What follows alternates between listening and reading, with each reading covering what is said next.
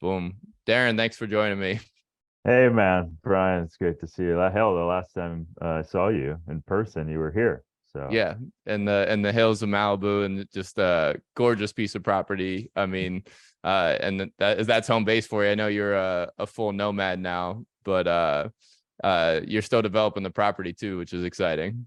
yeah, it's once I get there, it's just keep that vision. Anything that's different and new and extraordinary takes some time. So Hell yeah. Well, uh, that's exactly where we usually start the podcast is called Chasing Edges. Where in your life right now are you learning, growing, chasing edges? oof, wow. Where is it not, right?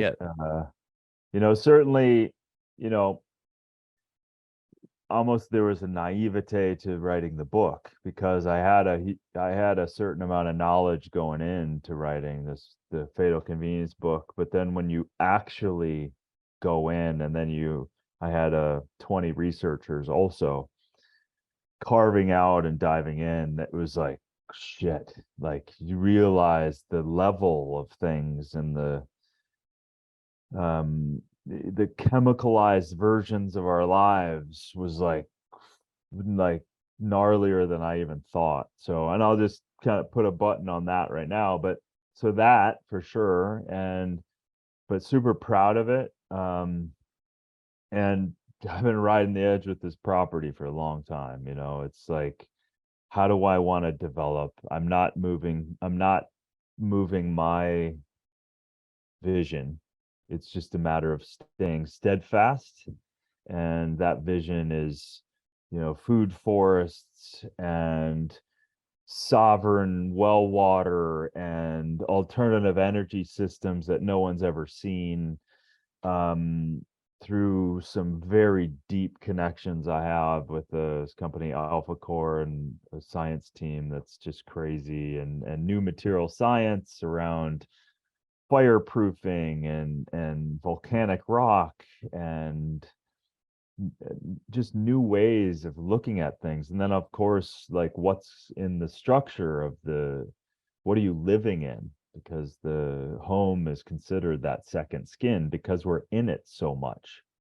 So traditionally, as we live without a conscious awareness of it, you're paints and glues and particle boards that are squeezed by formaldehydes and of course molds, all of this stuff, plus the carpets and the whatever flame retardants they have in that, or stain resistant things. So I look at all that stuff and it's thrown away, and it has to be looked at.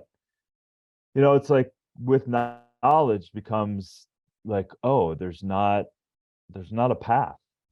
I have to like break out my own machete in a symbolic way and just start cutting away, and then start connecting with not only my crew but crew outside of that, and going, okay, how do I do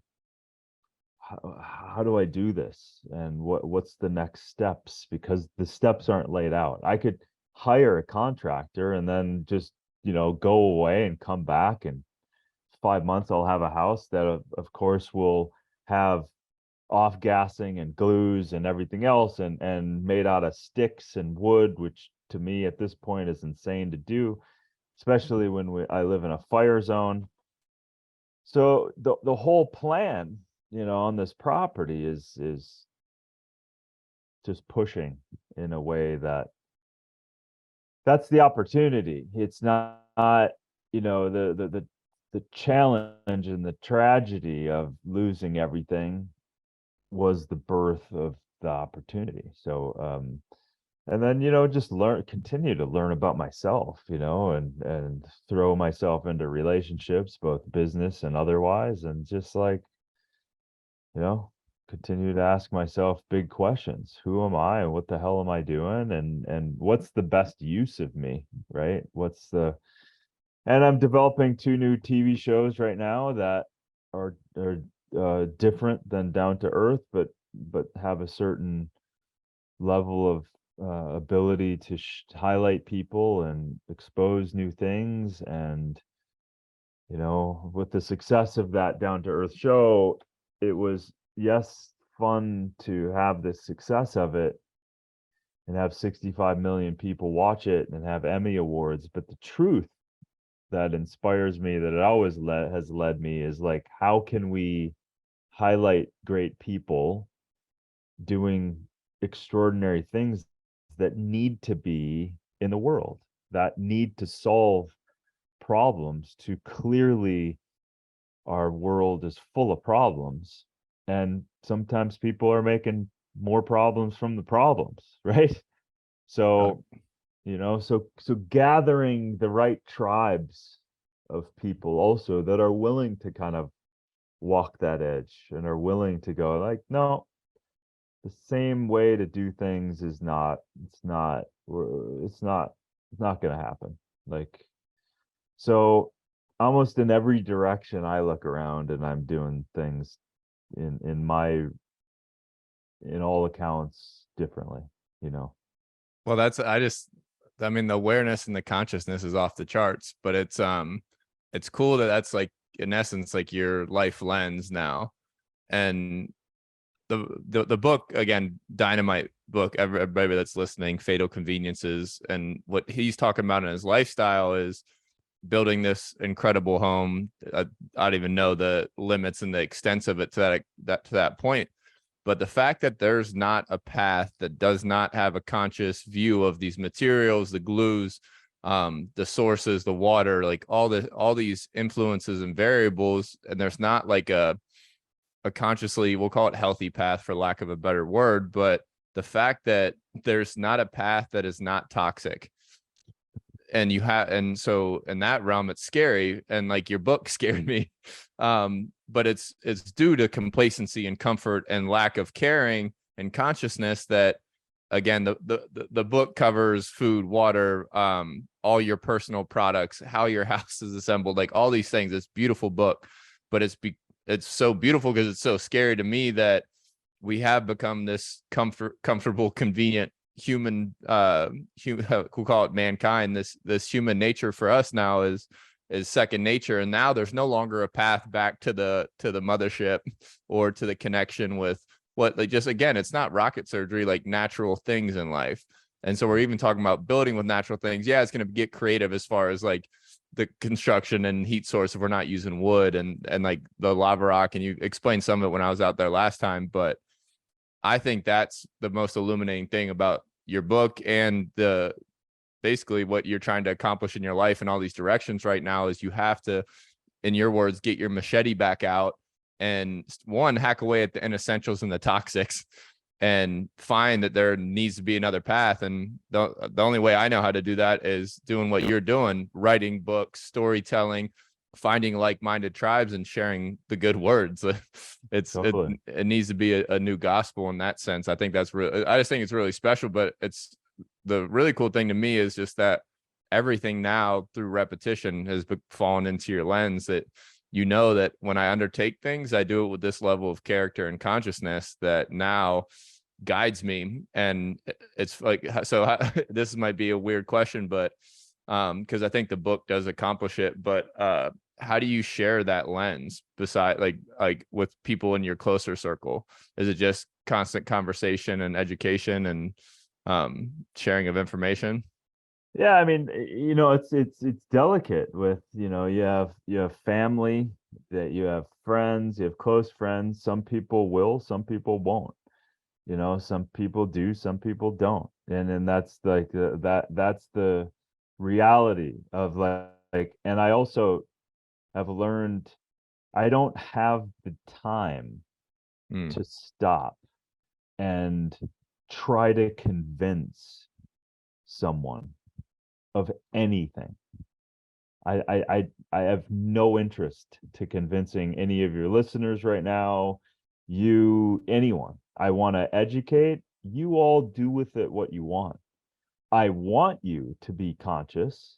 I want you to be free, because, kind of alluding to what you did, like, it's easy for us to go, we are choosing toxicity. Yes and no. This world was created. You and I and everyone listening was born into this world that has been and continues to be created in this way.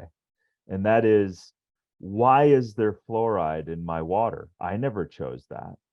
I never voted for that.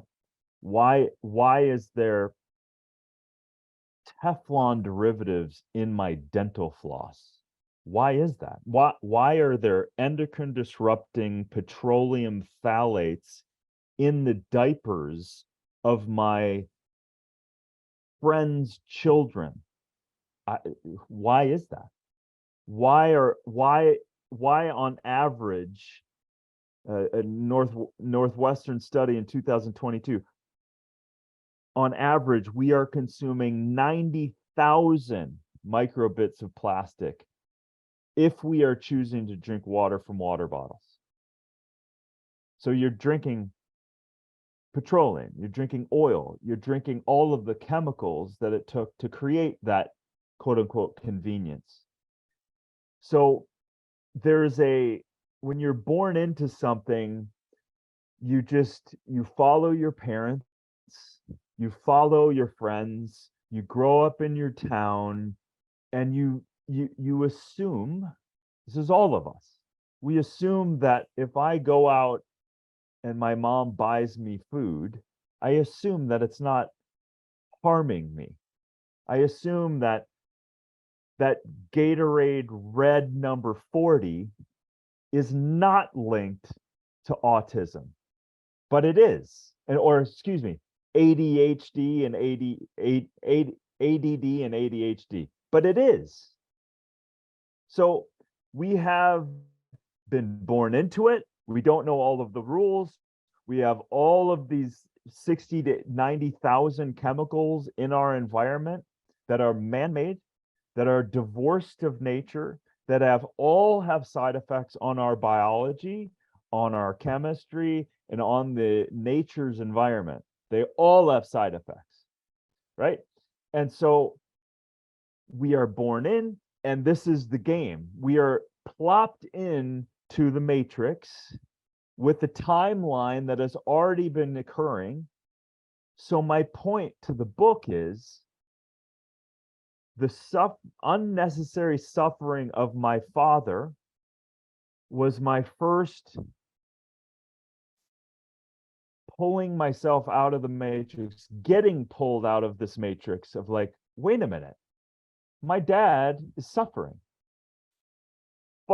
Fought for our country, was an amazing human being, and is forced to not be around people and forced retirement, and spun him in a neurological path towards depression that had him pick up alcohol after 30 years of sobriety. It's all connected. And then he died from alcoholism. So how is it that a Harley Davidson t-shirt that he loves to wear is off-gassing and causing him hormone disrupting neurological disorders? And you're like, how is it that the chemicals in regular shampoo and conditioner and body wash and colognes and perfumes and lotions, it's affecting my dad? How the fuck can that be happening? And so over the years, I finally had to just get the grips by it, because listen, in order to be around my dad, I had to play the game. Like I had to, even if I didn't believe it at first. He'd send me the care packages. I would now wash my clothes in this thing. I wash myself in order to hang out with him. So I was naturally pulled out of it, and then realizing, wow, I feel better. That this then for 30 years has ran alongside me in my health journey of education and writing other books and superfood hunting, and informing me along the way of like, wow, and there's no safety data on Wi-Fi routers and 1G, 2G, 3G, 4G, 5. There's no safety data. the safety data that you talk about is 20 years old, and it's from thermal regulation, like proximity, heat. It's going to burn you. And they're not talking about the magnetic fields and the fucking frequencies. Pardon my. No, no, it's thoroughly accepted on the podcast, but well, it's cool. And just a perfectly timed conversation too, because I've had some hormone specialists and lifestyle specialists on here, and there's this whole narrative now of the TRT and all these other convenient solutions to low testosterone, and there's no root cause identified. And some of the remedies, obviously, very, very simple. Like one of my doctors is sun, sleep, and no stress. Okay. And like he breaks down stress into some beautiful ways where it's not just, okay, fit like the social stress and like the financial stress in that realm. It goes into spiritual, it goes into chemical, physical, toxin. And so that's the understanding of like no stress, and it bleeds into that a little bit. And that's been done on the podcast. But I just had Ali Gilbert on, who's awesome as well, as far as help in a very simple patterns, identifying why guys have low testosterone from ages into the 20s now, all the way up through like 50s, 60s and that kind of thing. So it's like, okay, why are these things happening? And your book is awesome at identifying some of the hormonal obstructions that occur, and the simple convenience of a shirt or a wash or the aluminum or whatever it ends up being. And it's like, this is not, it's because people are blaming it on the wrong things. In my opinion, it's like, yes, we're looking at like cause and effect, staring at my phone, doing all these short-term things. Yeah, that cripples that too. But there's so many underlying layers that are affecting our physical health, and our physical health leads to our mental health. And I don't like looking at mental health without looking at brain health. And again, you start talking about blood-brain barrier and all the beautiful fragile chemistry that happens in there that can be influenced by the Teflon. So like inevitably, I don't know a better word to say, but it's just that's why I think the book, what you're doing, your passion, like cuss as much as you want, be as passionate as what you want, because it's the whole goal is to, in my opinion, like I'm way simpler and much smaller brain in that aspect, but it's just like, how can we return to nature? And that isn't like all encompassing, like get out in the woods. It's literally, how can we simplify every material around us? And that's why I also think like you having such consciousness and building the inside and outside and the second skin of your home in general is like, that's you're macheting the path towards other people being, now next time somebody looks for a path to do it in a healthy way, they have footsteps to follow. Right. Yeah, well, thank you for saying all that, because it's it's a cut by 1,000 knives. It's an overall body burden that is coming from us. It's not that's where it's challenging, because in science, in research, you want to reduce things down to then see what the cause and effect of X, Y, and Z is. And sometimes you can pull that off. But also the compromise studies is say like, hey man, the phthalates that are leaching into this water it's not so bad. The levels are low. It's not going to affect your endocrine system. And we've determined that based on our standardized view of that.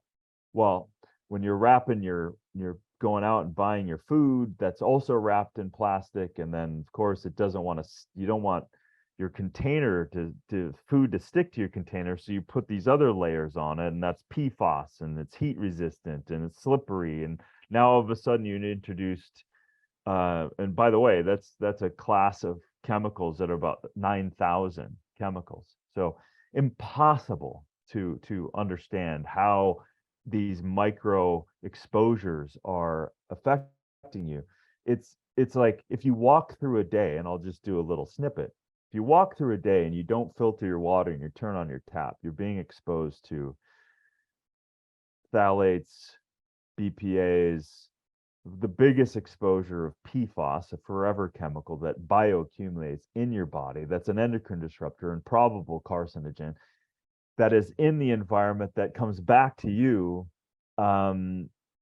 it exposes you as this PFAS. And then, so by drinking, you're already bringing in pesticides, herbicides, endocrine disruptors, carcinogens, solvents, you name it. So you're drinking that in. Then you go in the shower, your second amazing organ that is on the outside of your body, called the skin, is also then receiving more of those unfiltered chemicals. Then you wash your hair and you put on lotion and you put on cologne and you put a deodorant and you put your jeans on and your polyurethane stretchy underwear and all of these things. So now, and then you get in your car that has a new car smell, and you know, and you haven't turned your Wi-Fi router on, and you're sitting next to 25 other ones, and so it's this. To your point, how can we go back to nature when our environment, our terrain, has completely been changed in an infinite amount of ways? The only thing you can deduce from that is we are sprinting. All of these things I've just described, and thousands of other decisions you're making every day, are all toxic for the most part. And I'm not trying to be dramatic. It's just the state of the world, because if you're not stepping in with that level of consciousness and you're just buying whatever, you are without a doubt exposing yourself to unnecessary stress. So let's just keep it simple.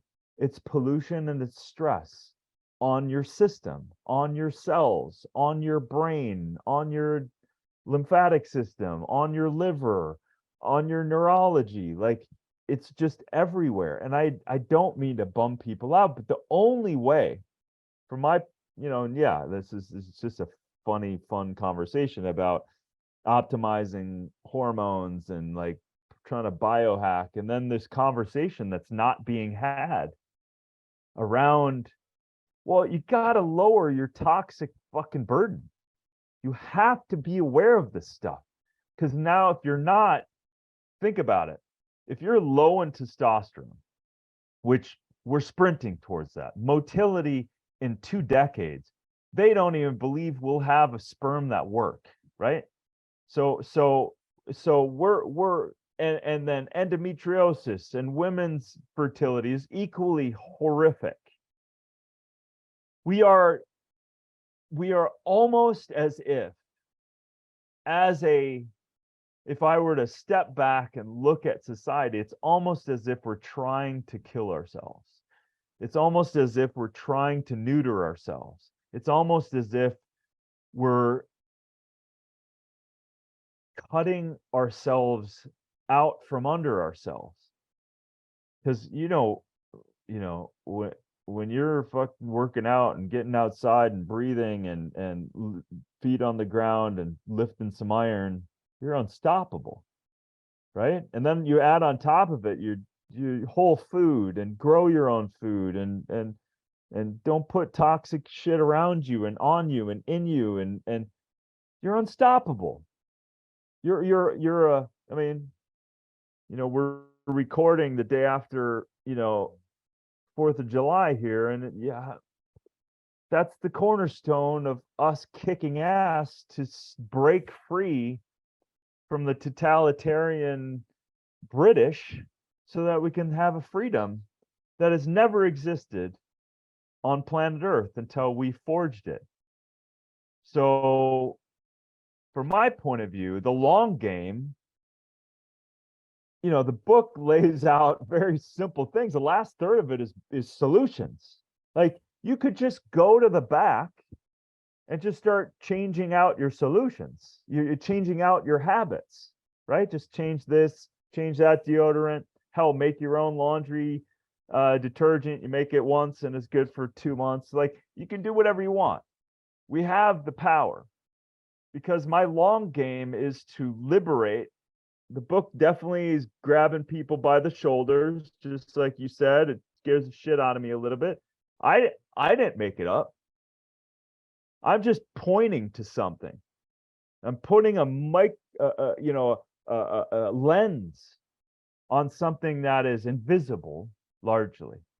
I can't see the toxins coming off. I can't see that Wi-Fi router blasting into my brain, but it is. This is having effect on us. So I want people to be aware so that they have choice. And when they have choice and agency to make a choice, then they are eliminating these things that are literally undercutting their entire life through all of these little cuts, all of these little micro decisions that they listen, you don't realize it. You didn't realize it. Like I said, you're born into it. So now you got to put the big boots on.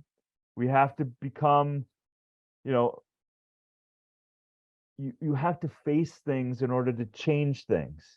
And if you're running around going, oh, I'm not sleeping good, and my buddy is on testosterone replacement, I should just do that too. Well, you haven't changed anything other than putting an exogenous hormone in your body. You're still getting the shit kicked out of you from all of these other chemicalized things, and they're only there to manipulate you and manipulate your chemistry to keep wanting more of it. And they're cheap, and they want you to keep voting with those dollars, and those big corporations literally don't give a shit about you. There is a caveat. There is great people in some of these corporations. I have talked to them. They are people waging a level of war within some of these companies, and some are winning. I could name right now some of the biggest companies in the world that are turning to regenerative agriculture. And when they turn, it will change the tide of moving from so much chemicalized conventional agriculture that's killing us, killing the insects, killing the environment, and providing toxic food for us. So the undertow of all of this stuff is agency of change and awareness, so that you don't suffer unnecessarily, and people can pick up the book and go, this is too much. I'm like, okay, that's your choice. That's your life. If that's what you want, this is as good as it gets. This is it. You can dream about whatever. You can dream about winning the lottery and all this bullshit. But Brian, well as anyone, you gotta work. But work towards the things you want and keep fucking going. And don't cut corners. Be smart. Like the qualities of you are, you're curious. You're ravenously curious, right? I've always noticed that about you. And which then opens up doors.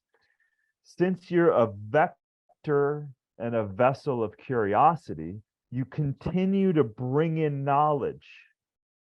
You continue to open up and being able to stand on the mountain and view differently and receive differently and turn around and look and then reassemble to then give back what you perceive as valuable, and it's clearly working for you in your life. So that's the gift. I want people to take it and learn every day and apply it, because the overall benefits of work towards your highest self over time, because we all know how time goes so fast.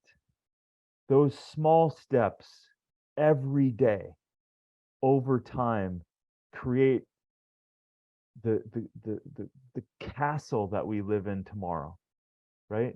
The rewards. And you learned it because you sweat. You learned it because you made the choice. You learned it because you knew it was right.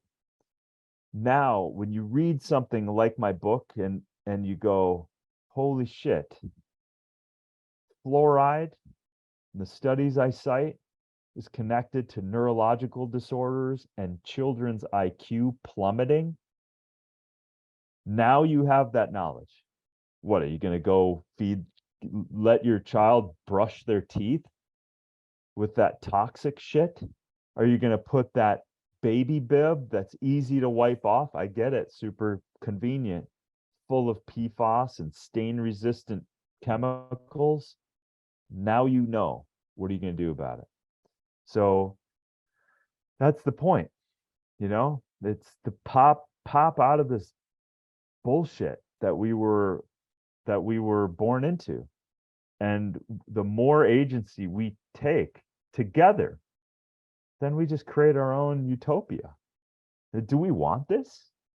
Do we want that majority of the products we go out and buy with our hard-earned money? Do we want them to be toxic? And I'm sorry to say, they fucking are. And I'm sorry too, but it's the fucking cross we bear. It's like, that's why, the master man that I learned from the first, my father, you saw him suffer firsthand. I'm like, okay, thank you for the gift. I'll pass it on. Yeah, you just smoked so much stuff I love talking about. Well, it's just like, because some of our messaging lines up with the breathing, with as far as agency goes, but the biggest thing is, like, the first step in solving a problem is identifying that there is one. And in this case, there's 90,000 problems. But like that, and how I've started to view the world, and like, why have we submitted to these environments? Again, it's just like, we know what we know. We learn, we get put in an environment, we react in the environment. Majority of it's unconscious. Really, 99% of what our brain intakes anyways is subconscious. So it's like, okay, I get it. I get why we're mindless to these toxins, these problems, and that kind of thing. And then it's like, okay, now it's like, because like I see psychology in sports, and then like you start getting into politics and all these things, and then I actually went to school for advertising, and you start learning that we're generating problems to sell solutions, in that essence, and we're really trying to keep people where they're at. And so you understand that you're facing $1 billion industry, and then you're facing all the billions of cells in your body that are telling you to stay on the couch, and it's just like, okay, it feels like I can't do anything. And the concept that keeps coming up in my readings and my research is this concept of learned helplessness, where it's like, what can I do? Like, does my vote count to change the government that's going to change the regulations on the FDA and all this X, Y, and Z? Well, I don't feel like it is, because they're not fixing the big things. There's no way they're going to fix the small things. And I get this downward spiral that can come, but this personal agency, because I preach it too. It's every breath can help or hurt you. Here's why. Okay, this is what everything else is going on in your physiology, your stomach, your skin, your eyes, your mouth, all this stuff. And it's okay. Now you can either continue to be a victim of poor physiology, or now you can be ignorant to it. Those are your two choices. Yeah. And so now that you can change it. You have more control. That should be empowering. And honestly, one of the things that I took from you the first time I met you out in Malibu is we're talking about water, and you're just blowing me and Harv's minds in that realm. And it's okay, why is he making his water so important? And you basically, how you described to me is you attach meaning to why you do your things.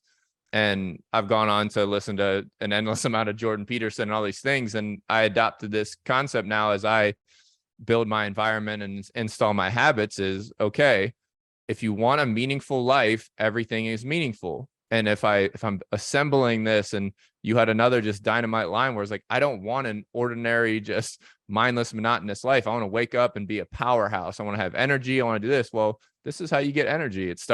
You can start with water and nutrients and natural input and all this stuff. And it became so clear to me as like, okay, I need to find why everything I do is everything in my life mindful and meaningful, or mindless and entertaining, and it's tough to get shocked out of that, but that's why it's like education all day.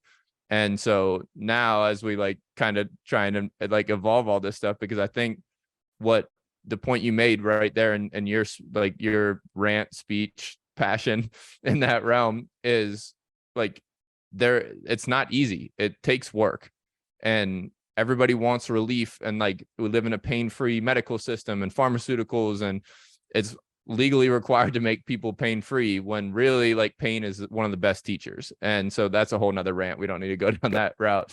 But in the same sense, it takes hard work. Like you don't, like if you don't go to the therapist to rant, you go there to learn what work and problems and mirrors you need to look at, and journaling and thoughts you need to think through, so that you can do the work and become a better human. And I truly do think everybody wrestles with their potential, and the frustration and the friction that happens when you're a stagnant human, like making these little minuscule reaches up the ladder in hopes for peace and freedom when you're 65 and crumbling and unaware of the toxins and the bad respiratory system, all this stuff. I just think the more education, the more shot, like every basic like I literally just led like a sauna, ice, and breathwork thing out at Buckeye Lake here in Ohio with a bunch of, I call them the Real Housewives of Buckeye Lake, but like some I don't want to, some of them listen, so I don't want to shout them out, but some just of more wisdom filled humans. But they never heard this bit before. They never heard the physiology, and never understood the bare feet and the sunlight. And just these intro education was just like, you see their eyes open, you see, okay, I can change. And then, so anyways, the whole point of that is like, if you can identify the problems, which you nailed, if you can add meaning, and then now, like if you can get educated, which this podcast has, your book, just all your books do. But in that essence, now where do I go next? And so before, I know you got on a time crunch a little bit, but and I don't want to pull too much out of the book, but just some very simple places for people to start. Obviously, I love all the personal products and the water. If you want to start there real quick, then we just touch on food and get you out of here. Yeah, no. I mean, yeah, there's obviously hundreds that you can get into, but maybe the first powerful ones you can do is kind of from the inside out, because there's a lot of vulnerability, obviously, when you open your mouth up and you drink things or eat things. So that's a really good place to start. And since we talked about water, we don't have many places on this globe where we have clean water. And so we have to kind of deconstruct it and reconstruct it. We have to clean it and build it, right? So water is not a benign substance that just occupies space. We are saltwater beings. Everything inside of us is all a gradient of electrolytes. That's it. There's no empty water. There's an active energy exchange that is so powerfully connected to our physiology, our neurology, our lymphatic, our immune, our recovery, our hydration. It's all down to the cell, right? The osmotic exchange of not only information, that's a whole nother rabbit hole, but chemistry of the sodium, potassium, of the toxic byproducts that happen on cellular metabolism have to leave the cell. It's all based in the type of water. So if we are drinking in stress, which is hundreds and hundreds of chemicals that are in tap water, we did a great job creating water vis-a-vis where you don't acutely die by drinking it, right? And unfortunately, there's still over 1 billion people on this planet that don't have safe drinking water, right? You're playing Russian roulette. Like that by itself, we failed as a human family. And some of the organizations that claim these are their goals, well, you failed. You continue to fail. So get the shit done and get people water, power, food, and shelter. So that's a little bit of a rant, but so what can you do? Filter your water. Reverse osmosis is the easiest. It's not expensive. because you'll definitely save money by not buying bottled water and all of this other stuff. So RO water, reverse osmosis, is the membrane that doesn't allow these contaminants to come through. So now you've stripped the water. There's very little of anything, maybe 0 to 10 parts per million of almost anything. Even the minerals are gone. But the most important thing is the chemicals are gone. So now you need to build it back up again. You need the electrolytes, because what I just said, we're salt water. If you put in RO or distilled water without the electrolytes, it's essentially, you could say it's almost toxic, right? Because it's not conductive. We are electrical. We are conductive 70 trillion cells. You probably have closer to 80 trillion. But we have these cells that are electric, and our body is communicating electrically. We always talk about biology and chemistry, but we are electric, and that's the most powerful. We're a nuclear freaking arsenal of electricity. So that conduction is through this gradient, largely of water. So add electrolytes back in. Easy ones to do. I found this amazing, just because I spent so much time superfood hunting and finding the best of the best of the best. There's this great company called Mana Vitality. They found the highest place on earth, the best shilajit, which is fulvic, humic, minerals, plant, decayed. Don't be afraid of that.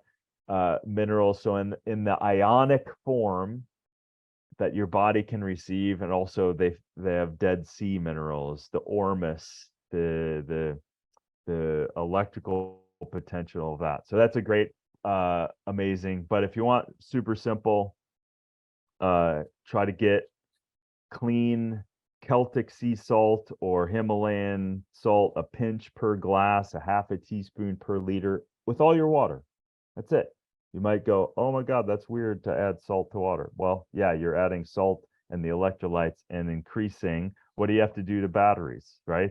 In order for conduction to happen, you need the electrolytes. So,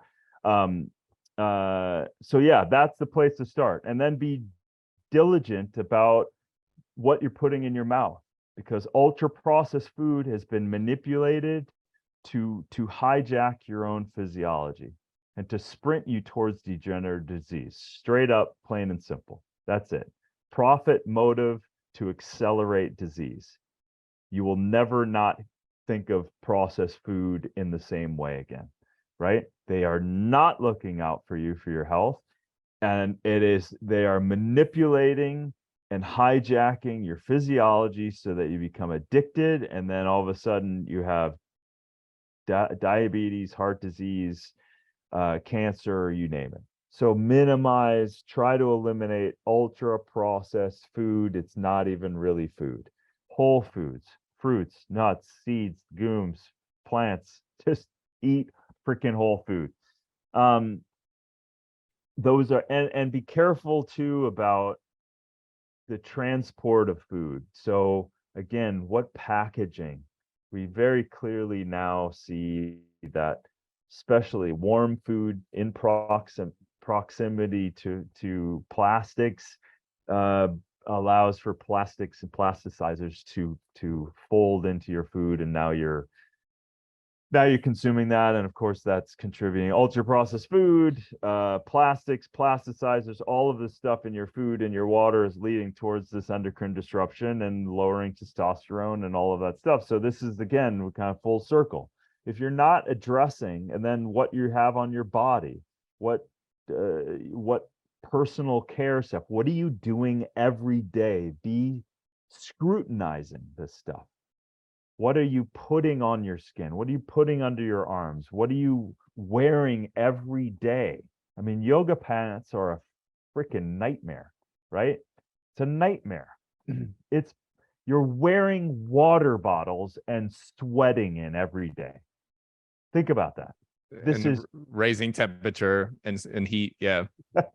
Yeah, increasing transdermal effect of chemicals that certainly do not have your best interests. So this is the kind of thing that we need to just be more mindful. And like I said, there's always a solution.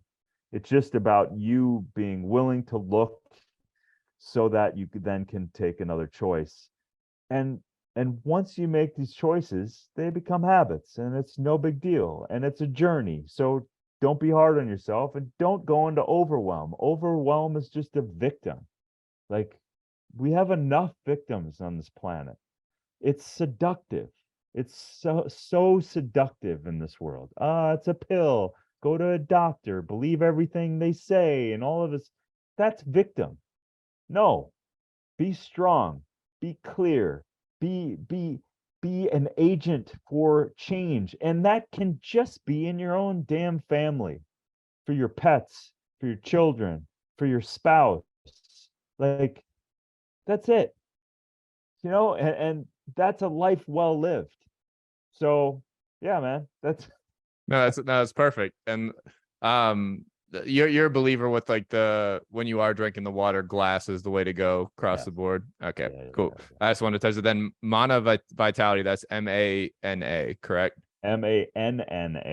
NNA. All right, cool. Just so I'll have that in the pod notes for everybody. Then last question, and rip you out of here in time for your meeting. But best advice that you've ever received or that you continually give? Holy shit. I know it's a thinker sometimes. It goes a lot of different directions. Or some of the best.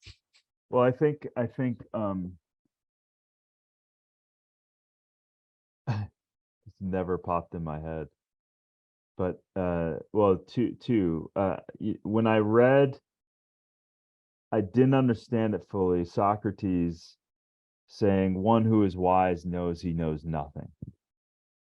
And when my book is a perfect example. I thought I knew something, and I thought I knew something for 30 years. And the more you look, the more you're like, wow, I had no idea. I put 10% of what I learned in that book. The other stuff would scare the living shit out of you around, like, telecommunications communication around what they know and what they're not disclosing, and like all this stuff. It's just crazy, right? And this is why it popped in my head, and I'll just say it. My best advice my mom gave me with women and relationships. She just looked at me and she said, just love them. If you love them, that's all you need to do. And that's solid advice from mom. No, I love that. That's perfect. Yeah, I've gone down some rabbit holes in that realm of life as of late too, but that's a much longer rant. But D, thank you so much, man. Truly appreciate you, like all the knowledge and everything. And then I'll get just make where can everybody find you? Website, socials, that kind of thing. And then yeah, right on. Yeah, darinolien.com, newsletters and all of that stuff. You can sign up.